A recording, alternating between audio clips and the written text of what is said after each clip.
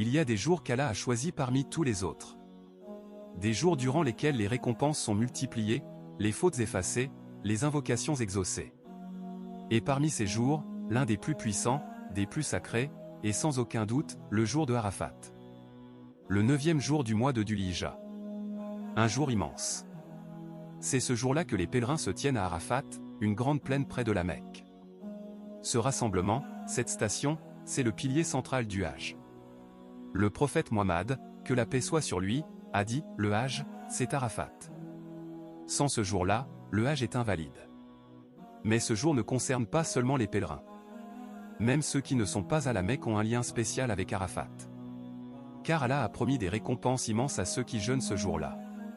Le prophète Mohammed, que la paix soit sur lui, a dit, le jeûne du jour de Arafat expie les péchés de l'année précédente et de l'année suivante. 2 années de péchés effacés. Rien que par un jour de jeûne. Une miséricorde immense. Mais ce jour est bien plus qu'un simple jeûne.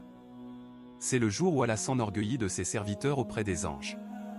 Le prophète Mohammed, que la paix soit sur lui, a dit, il n'y a pas de jour où Allah a franchi plus d'esclaves de l'enfer que le jour de Arafat. Imagine. Allah regarde ceux qui l'invoquent, qui l'implorent, qui se repentent sincèrement. Et il les libère du feu. Ce jour-là, les portes du ciel sont grandes ouvertes. Ce jour est aussi le jour du parachèvement de la religion. Lors du dernier pèlerinage du prophète Mohammed, que la paix soit sur lui, alors qu'il se trouvait sur le mont Arafat, Allah a révélé. Aujourd'hui, j'ai parachevé pour vous votre religion, et accompli sur vous mon bienfait, et j'agrée l'islam comme religion pour vous. Ce jour-là, la religion fut scellée.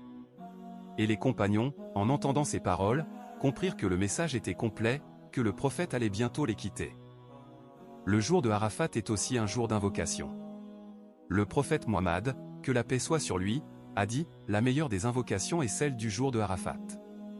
Et il ajouta, et la meilleure chose que moi et les prophètes avant moi avons dite, c'est, il n'y a pas de divinité en dehors d'Allah, seul, sans associé. À lui la royauté, à lui la louange, et il est capable de toutes choses. C'est le jour des douas intenses, du repentir sincère, des larmes qui lavent le cœur. Un jour où tout croyant, qu'il soit à la Mecque ou ailleurs, peut profiter de cette immense miséricorde. Et celui qui ne peut pas jeûner ce jour-là, qu'il ne perde pas espoir. Qu'il l'honorait par le rappel d'Allah, par la prière, par l'aumône, par la lecture du Coran. Car ce jour est béni. Même un simple rappel, un bon comportement, une aumône, peuvent faire pencher la balance. Les savants de l'islam disent que c'est un des jours les plus importants de l'année. Certains le considèrent même comme le plus méritoire de tous les jours, après le jour du sacrifice. Mais attention.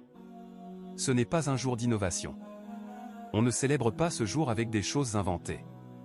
On le vit dans la sincérité, dans la conformité à la sunna, dans l'humilité. Voilà pourquoi les musulmans du monde entier attendent ce jour avec espoir, avec amour, avec crainte aussi. Car c'est peut-être le jour qui changera leur vie. Celui où Allah les pardonnera, les purifiera, et les inscrira parmi les gens du paradis.